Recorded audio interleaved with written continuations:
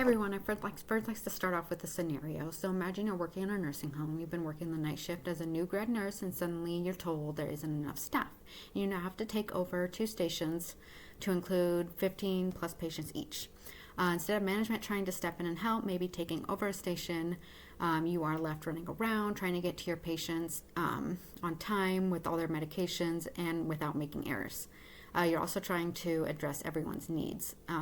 At the end of your shift, you're probably left feeling uncared for and underappreciated, along with knowing that your patients didn't get the best care. This type of environment, along with the stress of your license being on the line, will probably lead you to quit, especially with this happening time after time. With that said, I'll be addressing the critical problem of the nursing shortage and the need to implement the nurse-to-patient ratio.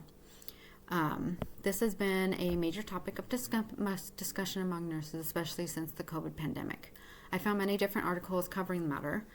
Today I'd like to go over just one of them that goes over some of the main causes of this shortage and what can be done to increase nursing staff so that we can implement that proper nurse-to-patient ratio nationwide. I believe this article to be a productive discourse, and I'll be going over some of the reasons why here. This article I found online is in the Nurse Journal. It was by Joelle Y. Jean. She is a nurse practitioner with her BSN RN. It was posted in November 10th of 2023. I think an example of how this is productive is that it discusses solutions to the problems rather than just discussing the problems. Joelle addresses 6 different strategies to combat the nursing shortage, which include listening to nurses' concerns, prioritizing workplace culture, adjusting protocol to meet nurses' needs, increasing diversity and representation in nursing, addressing the need for more nurse educators, and supporting nurses leading health innovation. She not only addresses these as some of the reasons for the shortage, but many different changes that can be made to solve the issue, such as a couple examples that I will continue to go over. In our text, it states that productive discourse is respectful but not compliant, meaning that it has learning and the public good among its highest ideals.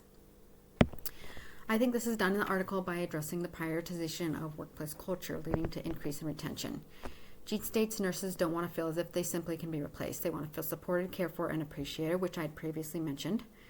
She states a positive company culture and work environment can support work-life balance, nurses' mental health, career flexibility, retention, and advocacy.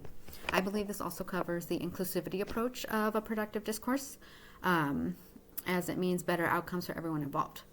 More nurses, happier nurses, less stressful work environment, and therefore better outcomes for the patients, which I'm sure we all want to see.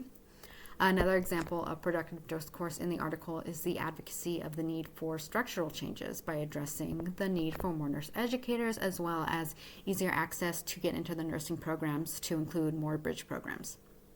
It states in the article that the cost to hire nurse educators is yet another barrier to the nursing shortage. I personally heard from nurse educators while I was in a nursing program that the hospitals and such do pay much better than the schools, which is what causes the problem to hire nurse educators. Another barrier is that the nurses actually need master's degree in order to teach. A recommendation in the article said to recruit nurses who may be retiring or nurses who also have many years of clinical experience.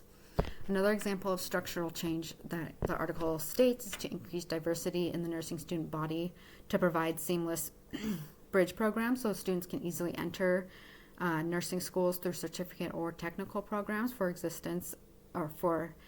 example, I've been a medical assistant for 8 years, and I always wondered why my experience didn't count as experience instead of just being a CNA, which is what led me to get my nursing degree through a private college. I'm sure there are others who may not want to get an additional certificate just to even apply to a program that's so competitive that you may not even get in, or there may not be seats available. Although I've only touched on a few of the reasons why we have a nursing shortage and what can be done, I believe these to be some of the most critical issues in today's nursing shortage dilemma. Again, that's the lack of enough resources such as ways to afford school, enough nurse educators, the ability to get into a program, and the work environment changes that need to be made. As we delve further into the class, I'll be addressing more detail on the many changes that can be made to reach these proper staffing goals and the difference that proper staffing makes in patient outcomes and nursing jobs. Thank you.